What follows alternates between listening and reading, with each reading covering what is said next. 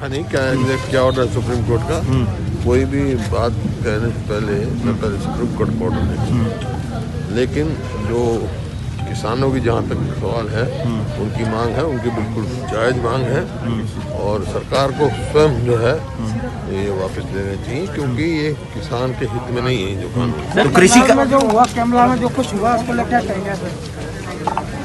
मैंने पहले भी कहा कि सरकार को टकराव नहीं करना चाहिए। जब 15 तारीख तय थी किसानों की और केंद्र सरकार की बात करने में, तो उसके बाद क्या जल्दी थी, इंतजार करनी चाहिए थी और सरकार को टकराव नहीं करना चाहिए। इसमें ये परिस्थिति गंभीर है। सर, आपको क्या लगता है सर, अगर ये कृषि कानून पर रोक लगा दी है तो किसानों को उठ जाना चाहिए वहां से? नहीं, मैं देखूंगा क्या ऑर्डर आदेश। सर, 10 जनवरी को मुख्यमंत्री जी ने प्रेस कॉन्फ्रेंस की थी, उसमें कहा था कि कांग्रेस किसानों को उकसाने का काम कर रही है। तो किसान क्यों बैठे हैं सड़कों पे? किसने फैसले बनाए? ये किसने कानून बनाए? बीजेपी नहीं बनाए हैं। ये उकसाना काम तो बीजेपी कर रही है। जब इतनी परिस्थिति गंभीर है तो ऐसी स्थिति में ये बयान देना 15 तारीख को जब बैठे हैं कि भाई कानून वापस नहीं होंगे, और ऐसी स्थिति में जनसभा करना, अभी देखो इंतजार करो, परिस्थिति गंभीर है। लोगों ने चुन के भेजी हरियाणा सरकार, इनको यहाँ के लोगों का साथ देना चाहिए। गवर्नर से मिलने जाएंगे। यहाँ सभा करने की वजह अगर दिल्ली में केंद्र सरकार पे अपना प्रभाव डाल के फैसला करवाने वाला काम कर रहे हैं। किसान आंदोलन बिल्कुल शांति प्रिय और अहिंसा के हिसाब से चला, ऐसा आंदोलन में कभी देखा नहीं।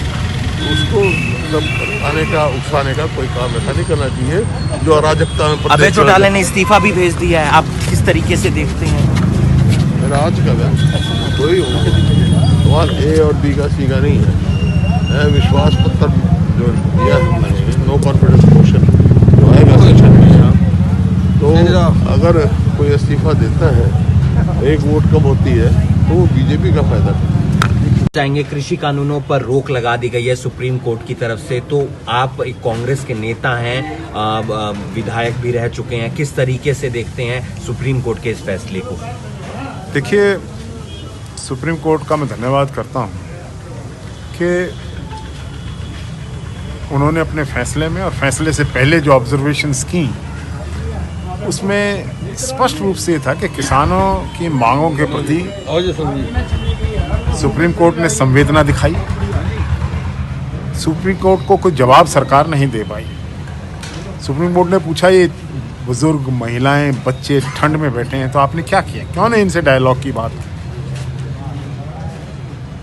तो मैं, जहाँ तक सुप्रीम कोर्ट का सवाल है, सुप्रीम कोर्ट ने इंटरवीन किया है, इन कानूनों को रोक लगाई है, तो कहीं ना कहीं ये बात जो किसानों की है, कह रहे हैं जो कि ये कृषि कानून किसानों के खिलाफ है, इस बात पर एक सुप्रीम कोर्ट की मोहर सी लग गई है। हालांकि अंतिम फैसला भी होगा, लेकिन रोक लगाना इटसेल्फ इस बात को दिखा रहा है कि सुप्रीम कोर्ट ने ये अप्रिशिएट किया है, इस बात को पहचाना है कि सरकार ने जो कानून बनाए वो गलत है और उनको या तो दोबारा विवेचना उन पर होनी चाहिए, उन पर दोबारा चर्चा होनी चाहिए।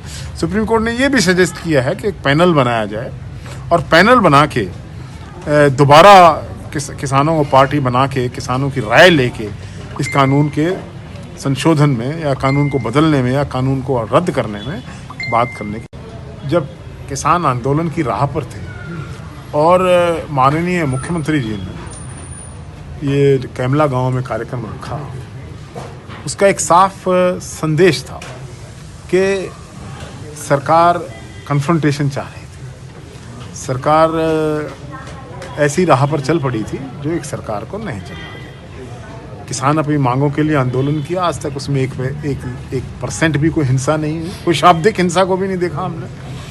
ऐसी परिस्थिति में चीफ मिनिस्टर का ये जिद करना कि मैं अगर महापंचायत कर देते तो बुलाते, इनसे जो आंदोलन पर बैठे हैं उनसे ही बात क्यों नहीं कर लेते, आप महापंचायत कर। और वहाँ पर गांव के लोगों को लाठियां देकर उन्होंने जिस प्रकार हिंसा भड़काने की कोशिश की है, भारतीय जनता पार्टी के लोगों ने खुद हिंसा को भड़काने में ये जो कुछ भी हुआ है, इसके लिए स्वयं सरकार और भारतीय जनता पार्टी, उनके विधायक और उनके कार्यकर्ता और उनके समर्थक लोग जिम्मेवार हैं। सर, कैमला करनी थी, सरकार को समझना चाहिए था किसान नहीं चाहते। और फिर महापंचायत किसके साथ रख रहे हो? आंदोलन तो किसान कर रहे हैं, आप एक बंद कमरे में पंचायत कर रहे हो। This is not good. इन्हीं से बात कर लो ना। बस्तारा टोल पर बैठे थे, मुख्यमंत्री आते कहता है मैं आ गया आपके बीच में, बोलो क्या प्रॉब्लम है। इनसे तो बात करते नहीं है जो आंदोलन कर रहे हैं, अपनी पंचायत बनाना चाहते, तमाशा बनाया। उकसाने का काम कर रही है। उकसाने का काम कर रही कल हरियाणा के मुख्यमंत्री ने ये बयान दिया कि कांग्रेस के नेता उकसाने का काम कर रहे हैं। मेरा ये बयान है कि भारतीय जनता पार्टी के नेता इस आंदोलन के स्वरूप को बदलने के लिए, भ्रमित करने के लिए, इसका रास्ता बदलने के लिए इस प्रकार की चाल चल रहे हैं कि ये कहीं हिंसक हो जाए। तो ये टकराने की परिस्थिति जो बन रही है, उकसाने की परिस्थिति जो बन रही है, सरकार बना रही है भारतीय जनता पार्टी बना रही है। के बारे में मैं कोई कमेंट करूं उससे पहले आज माननीय विधायक अभय चौटाला जी का बयान छपा है। उसमें लिखा है उन्होंने कि ये हमारे परिवार पर, मेरा ये चाचा रंजीत सिंह और ये कलंक है, देवीलाल जी के नाम पर कलंक है ये लोग। तो जब उनके परिवार के लोग कह रहे हैं इतनी बड़ी बात, तो मैं अपने मुंह से क्या कहूँगा। उनको खुद नहीं पता। जो लोग किसानों के मसीहा होने का दावा करते हैं, चौधरी देवीलाल के वंशज होने का दावा करें, और आज किसानों पर लाठियाँ चल रही हैं, किसानों को बर्बाद करने की कोशिश हो रही है, और वो लोग चुप बैठे हैं। ठीक, बड़ी मुश्किल से राज में साझा मिला है, राज की खाज मिटा रहे हैं। सर नाटक है। अभय चौटाला अगर सरकार के खिलाफ है तो कांग्रेस अविश्वास प्रस्ताव लेकर आएगी, सरकार को गिराने में हमारा सहयोग दें। वो तो सरकार की मदद कर रहे हैं, एक वोट घट जाएगी।